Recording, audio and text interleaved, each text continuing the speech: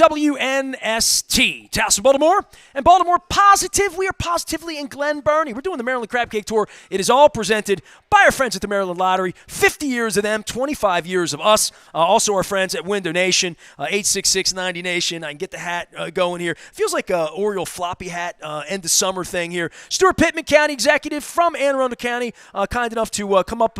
Do 97 and Ritchie Highway. How do you come up here? We came up Route 2. Route 2. I see that. It's a good thing I asked, right? Yeah. So, traffic, and your staff said, man, there's traffic on 97. And I'm like, I don't see that part of life below Pasadena during drive time or, rush hour traffic or anything. I'm usually the guy cutting your county straight through to either go to Ram's Head for a concert, which I do all the time, or just getting to the Bay Bridge and getting stuck somewhere down there, right around Broad Neck, right? Yeah.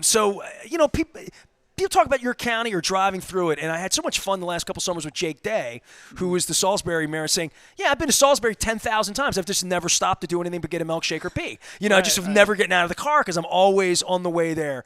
For your county and for people, what makes your county unique in that way for people that don't live here? People that come here for maybe a concert. You had Fairgrounds. You had a couple bands going on. You got Blondie next weekend and Leanne Rhymes down at the foot of the pier, right? So, I use your county. I just don't use it for the Orioles or the Ravens because they don't play in Anne Arundel County, right? Yeah, well, a lot of people think of us as Annapolis because it's in the center of the county. It's the capital of the state, and it's got a lot of history, and it's got, but we got what is it,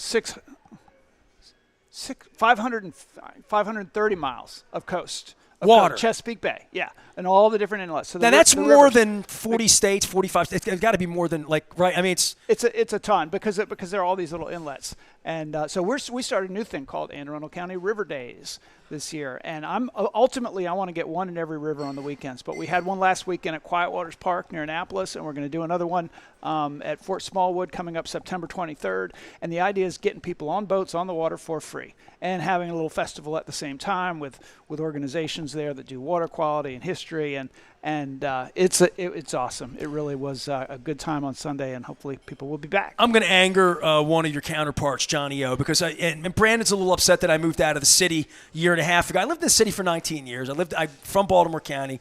We were in the process of moving around Thanksgiving. It'll be 2 years now, right? Somebody came in, put an offer. Thank God for you putting an offer in our condo, which we were trying to sell for a long time down at the harbor. And we were looking for a place to live, and open-minded. I went down to Howard County. We almost lived by Meriwether Post down there. Damien O'Doherty, said, hey, go down there. And Calvin Ball was disappointed that I didn't show up there. And we wound up living up Towson because it's where my radio station is. We're in the reservoir. But my wife and I had a beat on a rental in a little cottage right off of Fort Smallwood Road at the north side. But here was the hook. The hook was the tributary. I don't know which one it was. One of the little bendy little tribs. My wife loves to paddleboard, right? And she paddleboards down in Florida, manatees, all this stuff. And she's just super fit, my wife. And the whole idea would have been to live in your county to use the waterway to paddleboard. Yeah. That's what I would have had to explain to you when you're like, oh, Nestor moved to Anne Arundel County. He loves it down here. No, my wife just wanted to paddleboard. Well, but we got a lot of paddleboarding space. Yeah, you do. There's calm water, fishing, crabbing, all of that, right? You should see even the 4th of July out there in Annapolis where you got all the boats watching the fireworks. You got people on paddleboards out there in the dark watching the fireworks. I never think to use Annapolis as a Baltimore, East Baltimore, living in Towson. And every time I go, I'm like, Annapolis is awesome. It's just an awesome place. And we all whine about traffic, and we all try to figure out transportation, and we're doing that. Like you said, 97 gets backed up, but we also have Route 2 and Route 3 north-south. Everybody's trying to figure out how to go north and south without getting in traffic, so they jump from one to the other. And we're working with the state on a lot of improvements on some of those bottlenecks. But we also have public transportation, and guess what? We used to do our transportation on the water.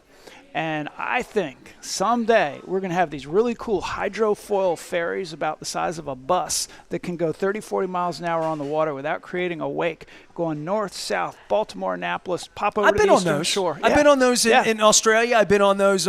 They have one that goes from Buenos Aires to Montevideo in Uruguay. That's like electric ferry. Well, you pay $75 and you're going at a speed It's like a James Bond boat, right? Literally, it's a little bit like a James Bond boat, right? They're glass, right? Yeah. Well, we got to get the price down. Well, the transportation part of your state and of the Bay Bridge, I was with Republican Delegate Carl Anderton, just talking about when you live in rural Maryland, broadband's an issue. I mean, all sorts of issues there. But everything has to come over a bridge, right, to get there. And you sit at the foot of that bridge where people sit and, they look at the bridge, they want to get on the bridge. And then every time I've gone over the bridge this summer, I'm the white knuckle guy, and I'm the idiot that gets in the left lane, and I take on the oncoming traffic on that other side. So I'm not a guy that doesn't think there should be a third span. Where are you on this? Is that a Republican issue, a Democrat? That's a purple issue. No, it's not a partisan. That's a purple issue, right? Yeah, it's not a partisan issue at all. Getting across the water. I mean, I would like to have more multimodal transportation options. And by the time they get around to building that Bay Bridge, with all the environmental studies they have to do, it's going to be 12 years or whatever from now. And transportation might look a little different. So we just have to be very. It's not happening soon, is what you're telling me. Well, they got to do. Bridges do all these don't studies. happen quickly. No, they don't happen quickly. So we're just encouraging them to look at the whole corridor and the traffic issues before and after the bridge. They need. Well, it feels like a minute ago 97 wasn't there. Yeah. 97's like a new road to me. Yeah. So no, we do have to confront it. I think some of the traffic projections have been high. I don't think Eastern Shore is going to develop like some people do and turn into sprawl development. Maryland is about smart growth. I think we can do development. I mean, Baltimore City has some places that need redevelopment. We got places that need redevelopment. But come on, see, you go over there, and especially if you're up on the Delaware side, just come down. I was up at Dewey Beach a couple months ago seeing Tommy. Just there's a lot that's happened over there in our lifetime. Oh, right? yeah. And it feels like more people are heading that way. Really, I get it, but I don't get it. It's a little far away for me, but I also get that global warming is going to make the beach more palatable in, let's say, May and September than maybe it was when we were 25. Yeah, it's not underwater to get there, but yeah. Well, I mean, that's one of your. Yeah. I went up onto your platform. I don't believe that's going to happen. No, but global climate change, global warming, that's way higher up in your heart for what you're leaving behind. And when I talked to Martin O'Malley, long out of office on this show, his whole thing was the water, the bay. And I've traveled the whole world now, and it took me to figure this out. You spin the globe, and you see how few or how really unique the Chesapeake Bay is to anywhere in the world. Look anywhere else. Yeah. What we have here is a very, very unique thing that we sitting in a crab cake place where crabs and crab cakes are from. We're lucky to have it, and having somebody like you on the front of that I know that's important to you. Well, and we have two forces working. One is we want to clean up the water of the Chesapeake Bay and bring it back to life. It really is about the grasses and the fish and the crabs and the oysters and all of that. I like to fish, and there aren't many out there. There aren't as many as there used to be, and so bringing that back to life, I think, is important. But now we're understanding, the scientists are telling us what these plants and animals and biodiversity really mean for our future. I mean, we can't survive if we don't have biodiversity. And then, of course, there's climate change, man-made climate change. I did an hour on the catfish 2 months ago down at Fadley's, coming in and eating all the crabs. Mm-hmm. This is troublesome. Yeah. So I think the work is important. We created a resilience authority in Arundel County. We're the first multi-jurisdictional one in the country where it's the county and the city of Annapolis together. But we've mapped out the places where the public infrastructure is likely to be challenged underwater. In some cases it's storm surge, so it's temporary stuff like what happens in Annapolis right now where the streets are flooded. But it's an interesting model because it's like a redevelopment authority with its separate board, independent of government, but it can sell bonds. But it doesn't put it on the taxpayer. You can pay for those bonds in lots of different ways. And so we've got a brilliant guy, Matt Flemings, who's the director of it in the county, and it's interesting stuff. I love learning about this because I was over at Chestertown 2 summers ago when Heather Mazier was running, talking about people going underwater, right? And we're talking about Ocean City being eaten up and sucked up and the skinniest parts. When you look at an aerial of Ocean City, you see how fragile, literally, that it is. And we have to make tough decisions, and sometimes they're political decisions that the public should be involved in about where to invest the money to protect infrastructure and where not to, where to just turn it back into nature because it's too expensive to protect it.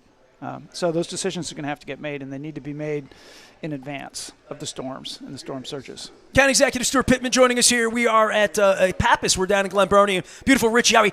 So as a kid in Dundalk, I wanted to give you a hard time about this because you're in Arundel County and Baltimore. Hated coming to Anne Arundel County once a year because the only thing you do it for was the MVA.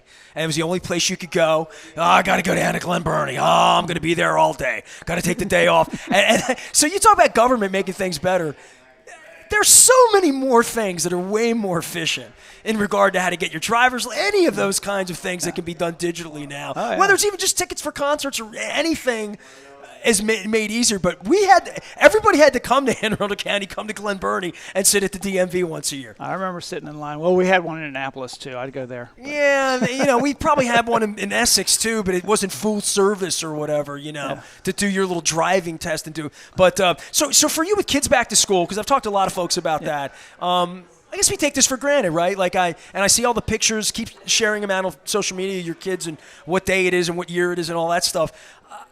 I think the plague and Zooming and all of the weirdness of all of that, every young person I meet, I think that they've had a different level of, dare I say, trauma, or whatever it was, trauma for all of us 3 years ago, right? But getting some sense of normalcy back, that maybe you have seen it normal and not normal and trying to make it normal again, just as the county executive in the short time you've been running it. Yeah, I mean, there are changes that the school system as institutions has had to go through. I mean, they shut down, they went virtual, they're bringing kids back, getting sports started again, and then hiring bus drivers, for instance, labor shortage post-pandemic, coming out of the pandemic. We're lucky. A couple of things happened in our county. One, we got a great new school superintendent last year, Dr. Mark Bedell, and people seem to want to come to Anne Arundel to work for him because he's got this national reputation, and good things are happening here. But we also we delivered in this budget, and we increased starting teacher pay by. We had to keep up with our neighbors, by the way, because Johnny O is doing it, Calvin's doing it. I got to keep up with everybody because we compete with each other for teachers. And so we managed to be competitive. And we started out last year, close to 300 teachers down, and we've cut that in half. Last year we were short about 60 bus drivers. We got enough bus drivers to fill all the buses right now, unless somebody calls in sick, which will always happen. So they're still hiring. But it's been a really good start to the school year. I think about the toughest jobs, and the job of any of the county executives is police, firefighters, school teachers, and what they're paid and what they're worth. Sure. And what they're worth, yeah. Right? Yeah. The big essential institutions, the essential workers. And it doesn't just stop there. There are other, Department of Public Works and all of them.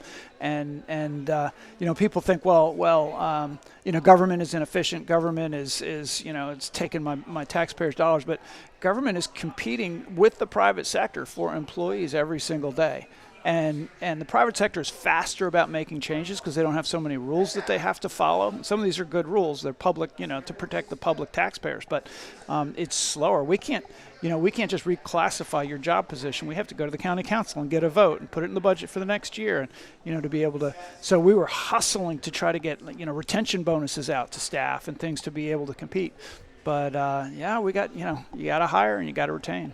Well, and I guess for police and firefighters, it's the stuff that the citizens just take for granted. Like, my place is on fire, I'm going to dial 911, and they're going to come, right? Mm-hmm. I mean, and the same thing would be said for any police-related matter, and that's always the touchiest subjects, right? But for you, police force and fire force in your county, an overview for us. Well, our county is the lowest taxed county in Central Maryland, one of the lowest taxed in the state, and historically we have been that. And as a result of that, if you ask anybody in the fire service or police, they'll tell you, or the school system, that they were underinvested in. And so we have been playing catch up in those departments in terms of staffing level, in terms of equipment, in terms of facility, and in terms of pay. But at the same time, I feel like we've got really good people. And so we've made major investments. We've increased staffing and funding in the police department by close to a third since I came in 5 years ago. And they always want more. Every department wants more.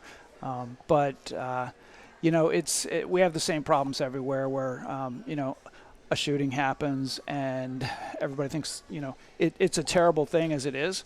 But it sets us all back, Well, it's not indicative of the environment. In any case, it's indicative of one situation, right? Right. Right.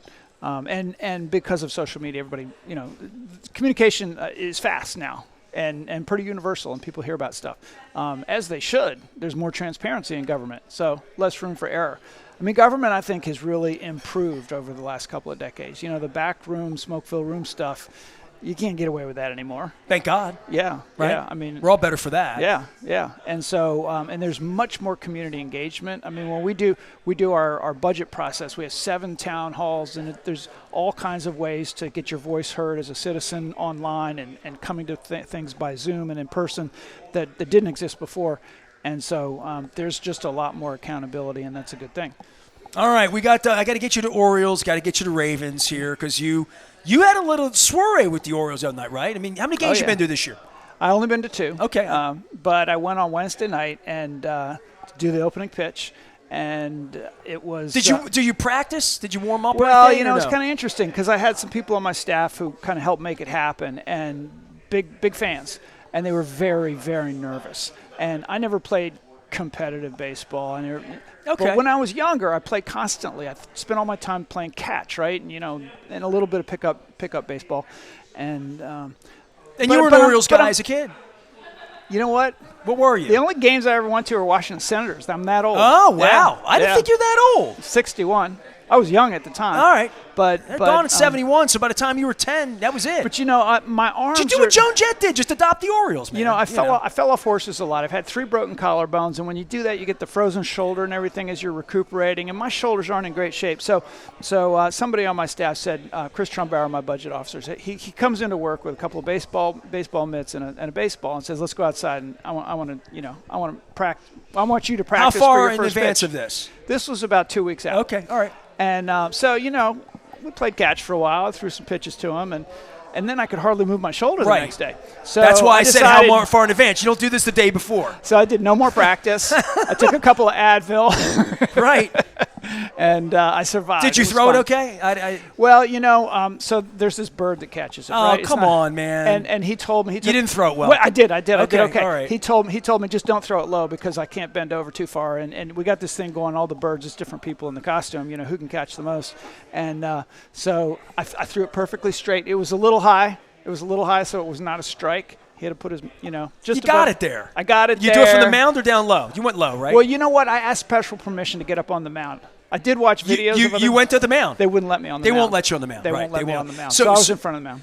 So a little promotion for what we're doing here because it's our 25th anniversary, and I have these wacky signs. And so number 25, I'm counting down our 25 stories of glory. We've had the station for 25 years, since 1998. So that's an accomplishment unto itself, owning an AM radio station, keeping it vibrant enough that he gets in the car from Annapolis and comes up here. Yeah. So I have the old signs. This is a 1997 Clobber Cleveland sign. We have the back of it says "Get Nasty." Get Nasty. That was right. Defense signs and Wacko for Flacco. Well, the early ones were Get Nasty. That's 1997. This is a Terps Get Nasty sign from before they won the national championship back in 2001. I believe in Steve. That's Steve McNair that we had there. Free the Birds. Absolutely. Yeah. You know about Free the Birds. Of course you do. So I have all of these signs. This isn't going to be number 25 on our list. But higher up the list was this crazy baseball tour my wife and I did. So my wife got cancer in March of 14, had a transplant that summer. In the summer of 15, we had always talked about going to every baseball stadium. So I did a tour. We swabbed and did all this stuff. Rick Vaughn, who was the PR director of the Orioles in 92, 91 and 92, and 93 for the All-Star game, when they closed the stadium, the whole Field of Dreams thing, that was his thing. He was the PR director for the Tampa Rays. So I called around to all the teams to get tables so we could swab, so we could save lives for the bone marrow registry. Go to theregoesmyhero.org if you want more information about the organization we work with up in Harford County. And we're going down to Tampa. What do you mean by swabs? So Q-tips in your mouth is your DNA. Right. It's your marker. They send that off. That is what the man who saved my wife's life did in Germany. He was at a college swabbing, and it was an event for a kid who had died of leukemia that he knew. His friend's brother died of leukemia.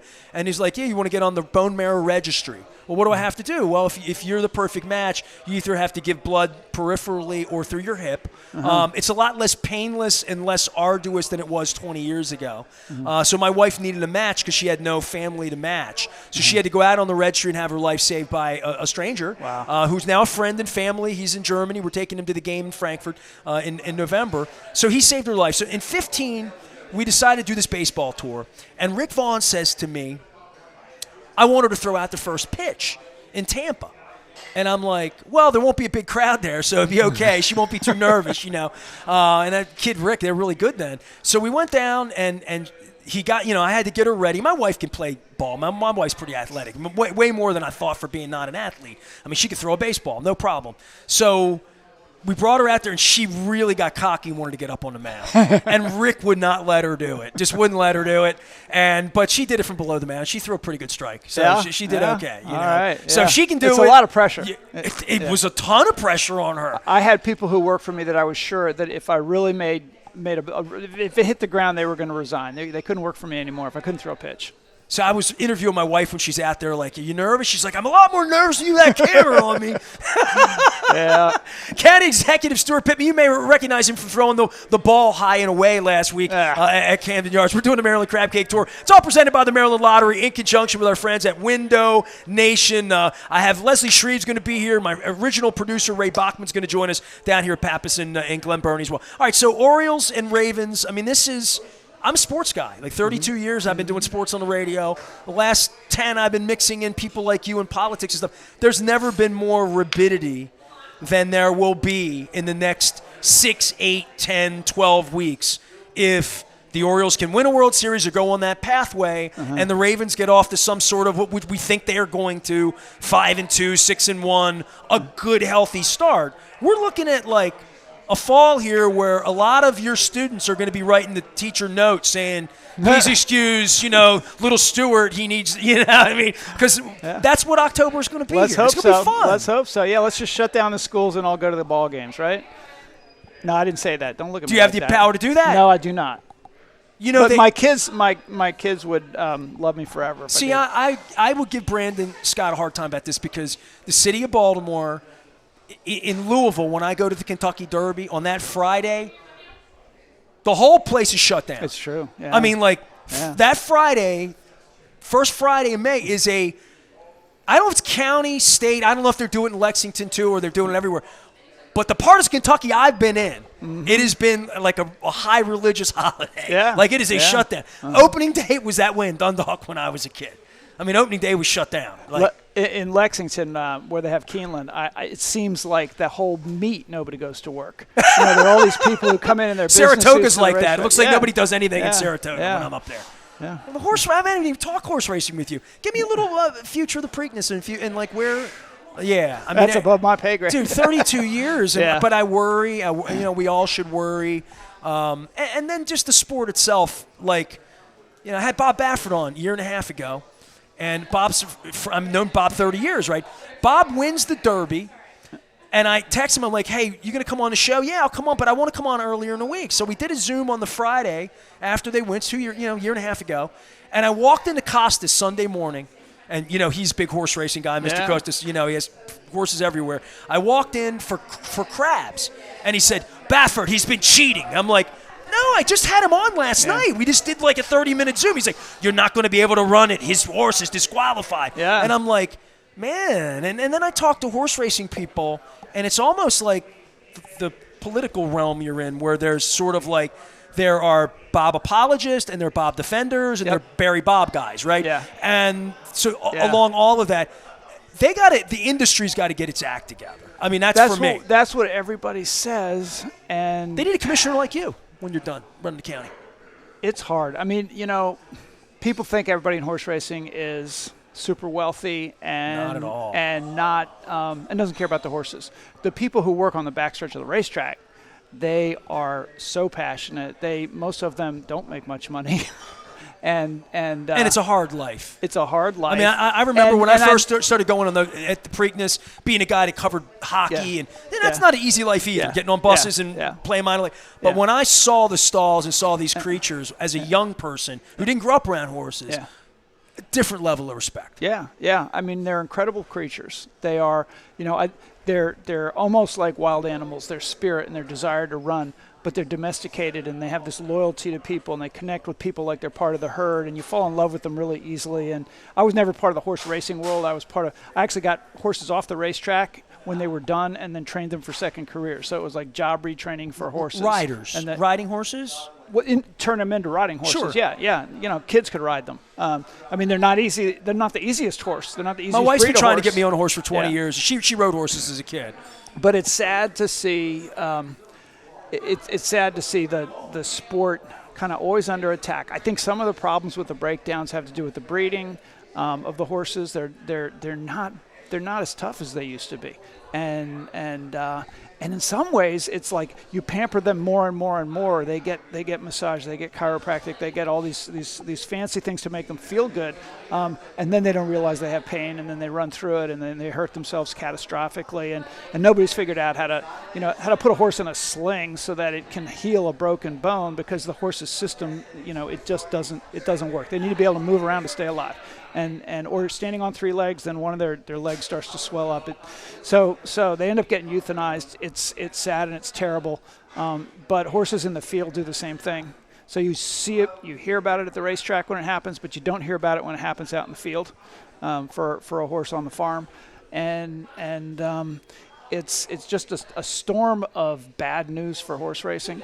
And I don't know what direction it's going to go. It seems like the big races are more and more popular, so there's certainly a market for the high-end racing.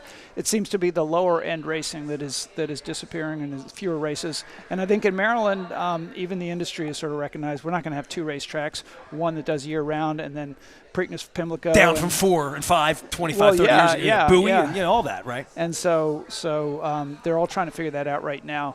And I hope we come out of it with something where we can still appreciate these magnificent creatures. See, I can talk to him about anything here, but when I get you on, I save the best for last, because that's what you're most passionate about. I mean, that's where your heart is, right? Well, as a kid, I always said I liked animals better than people.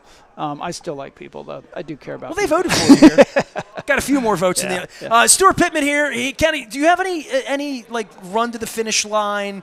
What happens when you get done doing this? Because there's an end. It's finite. There is an end, yeah. So we have term limit, 2 terms. So I'll be done with my second term. As an American, I'm all for term years. limits. I'm good with that. I'm comfortable with it, too. I mean, I wasn't a politician before, and I don't want to be for my whole life. And this is good public service, 8 years for me. I love to write. I don't know if you read my weekly letters that I put out, but it's my favorite part of the week where I get to really write what I think. And who knows? Unlike on this show. Maybe I'll do a boat. Yeah, well, I do say whatever I think, too, which has somehow I've survived still. Well, here's a really cool thing for you right now, right? Like if you're not going to run for governor, this or that or whatever, if you don't ever need to get a vote again, this is like, that is the gravy time of a second term, right? Is sort of saying, say what I want, because you're not going to vote for me again. We're going to do this the right way, right? You don't have to play the same kind of politics. You do have to play the politics. If you want to get something hard done, you need political support for it. So you can't just get away with doing stuff nobody wants. And so it's more like being a community organizer, trying to get support for good policy, than it is about getting Stueart Pittman elected. See, it's fun to ask you this, because I would say, what would you do that nobody would like to, if you could get away with, if you could? If you could change the world with one thing, what would you change? The part that's probably hard is, we need housing. We need housing for all of our workforce. Everybody I talk to says that, and it's so hard because nobody wants development, nobody wants growth. It's like, I'm here, it's beautiful, I don't want more traffic, I don't want more kids in my kids' school, I don't, and so that's hard, and smart growth is the answer. Putting housing where people don't have to get in a car, but we need all kinds of housing, but we don't want to pave over the county either. We want to protect nature. So it would be nice not to have the sort of opposition to every individual project, even if it's good policy. So, but at the same time, you got to get people an opportunity to weigh in and be heard, or else the whole thing falls apart. So. All right, well, keep running Antelope County. I'll keep elbow bumping up with you. Thanks for coming by and talking about your horse racing and all your initiatives and all that stuff. Maryland Lottery puts us on the road doing this. We appreciate that. John Martin will be here later on in the week talking about the 50th anniversary. They got Home Run Riches. They got the Raven Scratch-Offs. I still have the 50th anniversaries here. It is our 25th anniversary. Our signs are number 25 this week. This is one we can all agree on. No Way Ursay. This is one of the signs. I have Induct Art signs here. See Joe Throw. Joe Flacco and Wacko for Flacco. So we've been giving these away and having fun. I hope everybody follows along. That is brought to you by our friends at Curio. That's going to be out on the front of Baltimore Positive beginning September 1st. Because these signs were born. The first sign I ever did was the Dump Trumpy sign from Bob Trumpy. Pooping on Baltimore right in the beginning. Did he really? Yeah, Bob Trumpy wished us cold hot dogs, empty roads, warm beer. It was like that. He's from Cincinnati. It was all bad wishes for Baltimore. He was a broadcaster for NBC and a tight end from the Bengals. So he was the broadcaster with Bob Costas. So that was September 1st, 1996. So September 1st of 2023, we're going to kick off our 25th anniversary with the memories of that and some pictures and all sorts of stuff. And we're going to be counting down the 25 stories of glory. Time will not dim the glory of your deeds and helping lift us up here at Baltimore Positive and WNST. I hope you get a winning lottery ticket, CE. Right. I appreciate the staff for coming by here and you not running me out on all the crab cakes here at Pappas. But I hope to see you again soon. And thanks for being a good friend to the program. Anytime. Love All right. it. Love it. Next time I'll get you on, you'll be former, and we'll get Petticord here, and we'll sit here and just fix horse racing. There we go. There we go. I like that. Well, Ross and I worked together at the paper back in the 80s. So when he was a scribe, yeah, and I was just a young intern and all that stuff. So you should get Ross Petticord on here. He's a hoot. I had him on up in Reisterstown about a year and a half ago, up on Main Street up there. Yeah. We're talking about all the stuff he's doing for the horses. So good. Not often I get the horse people around. There's still a few of them left. We're back for more here in Pappas. Leslie Shreve's going to join us. We're going to talk about productive day. Ray Bachman's going to be here, our former executive producer, and I'm sure he's going to do plenty to embarrass me that he hasn't already done 25 years ago. 25 years and counting them strong. Back for more in Glen Burnie. Stay with us.